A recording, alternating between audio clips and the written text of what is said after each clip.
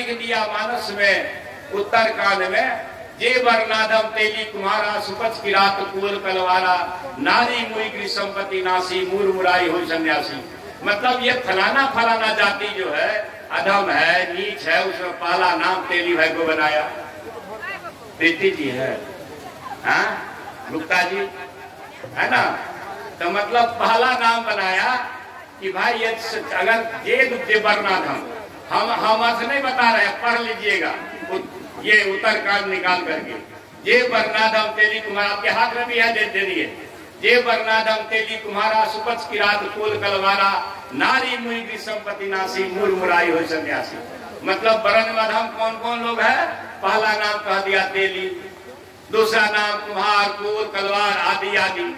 तो आप समझिए कि सभी के लिए। तब भाई बताइए कि भाई किसी के शकल देखने से किसी का जतरा खराब हो सकता है। और यह शास्त्र में लिख करके अगर जिसने लिखा उसी अंश को निकालने की बात हम लोगों ने की। जैसे शास्त्र में ये लिखा हो, परवल किन्नी मोहिसिंह दिन्नी मर्दादा पुनितुमरी किन्नी, ढोल गवार शूद्र पशु नारी सकल तारना के अधिकारी। ढोल गवार शूद्र और नारी क्यों बताइए?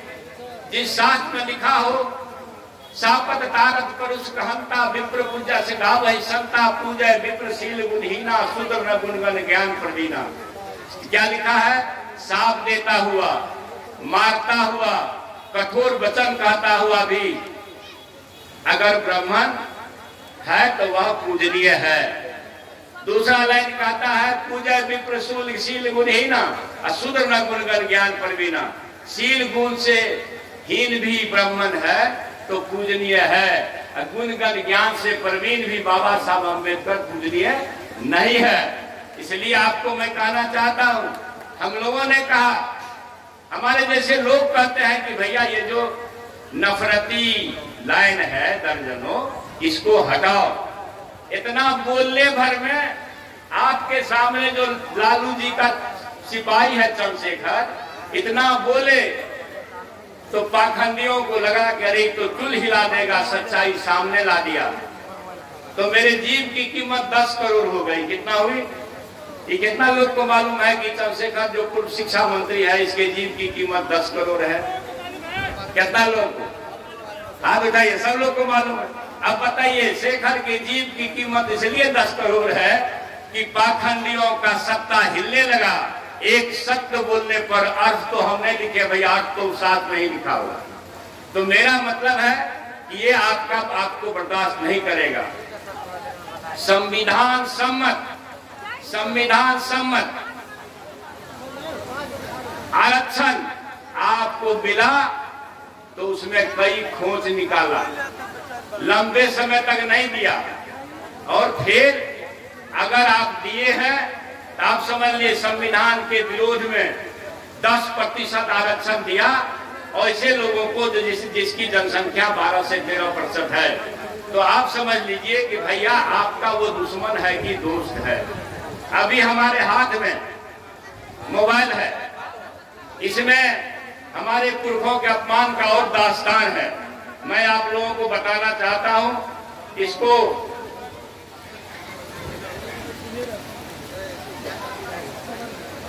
एक देखिए, एक प्रवचन करता है प्रदीप मिश्रा। क्या नाम है? प्रदीप मिश्रा।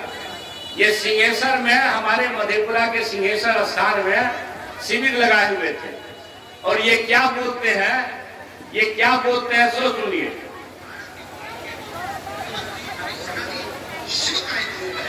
मुझे पूर्ण भरोसा है कि उनकी मौनता, उनकी चुपता और आत्म मुनीलाल जी देखिए, जरूर देखने को मिलता है। और मैं निवेदन करूंगा हमारे भारत के भूमि के गृह मंत्री जी अमित शाह जी, इस कलिकाल के, इस कलयुग के संकट का अवतार है। वो शांत भी रहते हैं, मौन भी रहते हैं और तांडव भी दिखा देते हैं।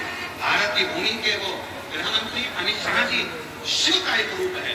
मुझे पूर्ण भरोसा है कि उनकी मौनता, उनकी चुपता और आत्म का तांडव जरूर देखने को मिलता है। और मैं निवेदन करूंगा हमारे भारत के भूमि के गृह मंत्री जी अमित शाह जी, इस कलिकाल के, इस कलयुग के संकट का अवतार है। वो शांत भी रहते हैं, मौन भी रहते हैं और तांडव भी दिखा देते हैं। भारत की भूमि के अभी 4 दिन 5 दिन पहले 27 तारीख को उनका प्रवचन खत्म हुआ। क्या कर रहे थे? शिव पुराण कथा कर रहे थे। कथावाचक है। प्रदीप मिश्रा जी को आप लोग जानते हैं? जानते हैं, कुछ लोग जानते हैं। कथावाचन किए जा करके क्या बोलते हैं कि अमित शाह जी शिव के अवतार हैं, शिव के एक रूप हैं। आप बताइए, अगर अमित शाह जी जो तली पार हैं उसको ये धर्म कथावाचक कहते हैं अपने आप को, धर्म कथावाचक है कि बीजेपी का वाचक है? ये बताइए। ऐसा ही लोग है। बाबा बागेश्वरी, धीरेन्द्र शास्त्री आएगा, ये लोग दाना डालेगा और कहेगा भैया दाना चुनो, तो ये है शिकारी आएगा, जाल बिछाएगा, दाना डालेगा, लोग से उसमें फंसना नहीं है। इस तरह के कथावाचक को अब भेजा जा रहा है गांव-गांव, पंचायत कि धर्मांता पसार करके, पाखंडवाद पसार करके समाज को ठगो और बीजेपी के लिए वोट का इंतजाम करो। इंतजाम है कि नहीं? इस तरह के कथावाचक से बचिएगा तो आप समझिए कि देश की रक्षा कर पाइएगा, बाबा साहब अम्बेडकर का सपना पूरा कर सकिएगा, नहीं तो दूसरा कोई कारण है? तो ये आपके पास सबूत लाया कि भाई ये लोग चाहते क्या है। और तो और एक बात कहना चाहते हैं कि आप समझिए कि चारों शंकराचार्य श्री राम जी के मूर्ति के स्थापना नहीं चाहते थे, सबको मालूम है। देखते होंगे, सुनते होंगे, बिना मुहूर्त देखे हुए। चूंकि एमपी का चुनाव सामने